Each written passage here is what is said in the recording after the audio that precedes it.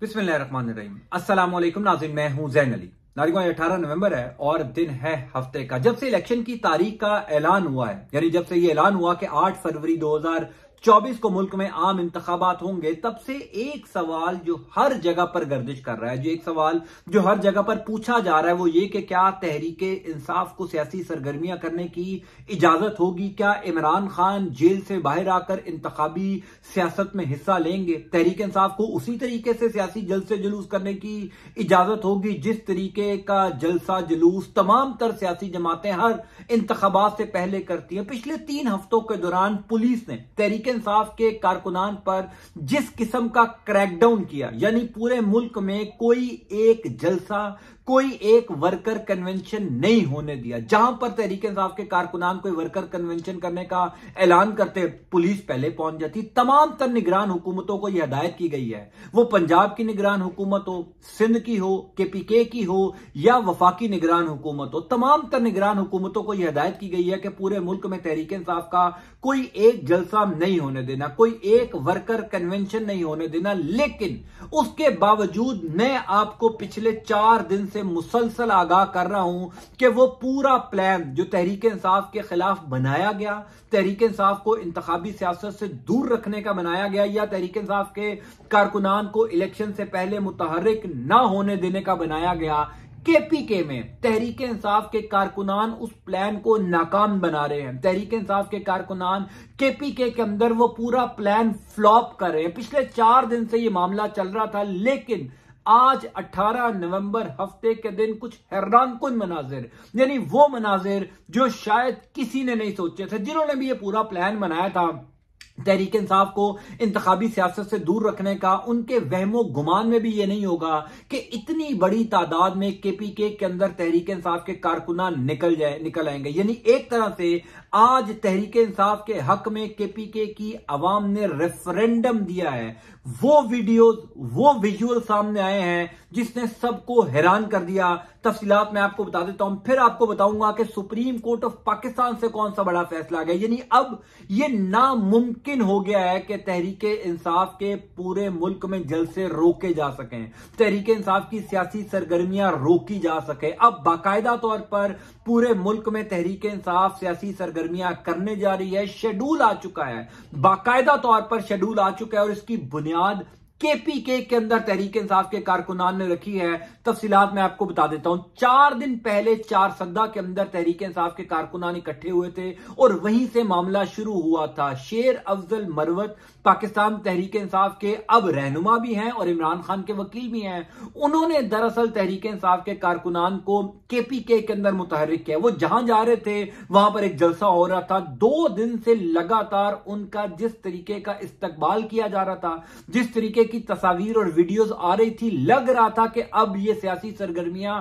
तहरीक इंसाफ के कारकुनान की नहीं रोकी जा सकती। अच्छा, पहले क्या हो रहा था? पहले ये हो रहा था कि तहरीक इंसाफ के कारकुन निकलते थे, कोई वर्कर कन्वेंशन होता था, पुलिस पहले पहुंच जाती थी। अब पुलिस इतनी बड़ी तादाद में होती थी कि तहरीक इंसाफ के कारकुनान को वर्कर कन्वेंशन करने की इजाजत नहीं दी जाती थी। तो कहीं ना कहीं तहरीक इंसाफ वालों ने यह प्लान बनाया कि इतनी बड़ी तादाद में निकला जाए कि पुलिस रोक ही ना सके, और यही मनाजिर हमने पिछले 3 दिनों से केपीके के अंदर से देखने को मिल रहा है। यानी हैरानकुन तौर पर लाखों की तादाद में, अगर आपसे एग्जेजरेट ना करूं तो लाखों की तादाद में लोग जो हैं वो अब तहरीक इंसाफ के वर्कर कन्वेंशन में, कोई जलसा नहीं हो रहा, इमरान खान या कोई पाकिस्तान तहरीक इंसाफ का कोई बहुत बड़ा लीडर नहीं वहां जा रहा, आम लोग तहरीक इंसाफ के लाखों की तादाद में केपीके के अंदर निकलना शुरू हो गए हैं। इसी वजह से पुलिस के लिए अब नामुमकिन हो गया है कि वो वहां पर निकले। अच्छा, आज की मैं आपको कुछ तस्वीर दिखा देता हूं। ये तस्वीरें जो आप देख रहे हैं ये बुनेर की हैं। बुनेर में साबका एमपी हैं रियाज खान।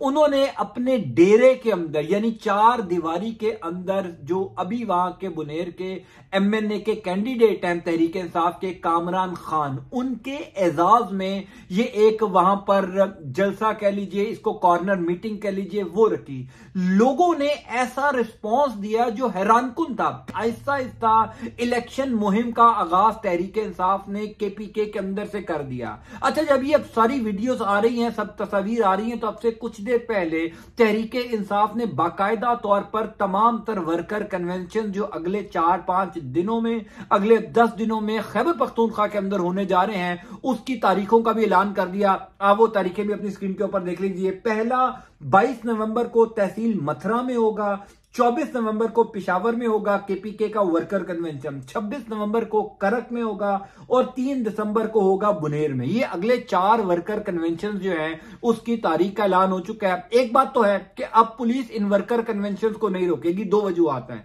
पहली वजह यह है, 3-4 दिन पहले मैंने उसके ऊपर भी मुकम्मल वीडियो बनाई थी कि पिशावर हाई कोर्ट ने अब इंस्ट्रक्शंस दे दी हैं, अब हुक्म दे दिया है कि केपीके के जो कारकुनान है या तहरीक इंसाफ के जो भी कारकुनान हैं उनको जलसे करने से ना रोका जाए। ये उनका हक है। बाकायदा तौर पर आईजी केपीके और डीसी मानसेरा को, चूंकि मानसेरा में पहला वर्कर कन्वेंशन रुकवाया गया था, दोनों को नोटिस भी जारी हो चुके हैं। तो ये जो केपीके के अंदर तहरीक इंसाफ ने पूरा प्लान बनाया है वर्कर कन्वेंशन का, इनको रोका नहीं जा सकेगा। ये चारों वर्कर कन्वेंशन होंगे और यहीं से मोमेंटम बनेगा। इतलात ही है तहरीक इंसाफ के अंदरूनी जराए जो कुछ इस टाइम मौजूद और हमारे साथ राब्ते में है। खबर वो ये दे रहे हैं कि केपीके के बाद ये मामला पंजाब में आएगा। चूंकि एक मोमेंटम बन चुका होगा, फिर पंजाब में मुख्तलिफ जगहों के ऊपर वर्कर कन्वेंशन किए जाएंगे, जलसे किए जाएंगे।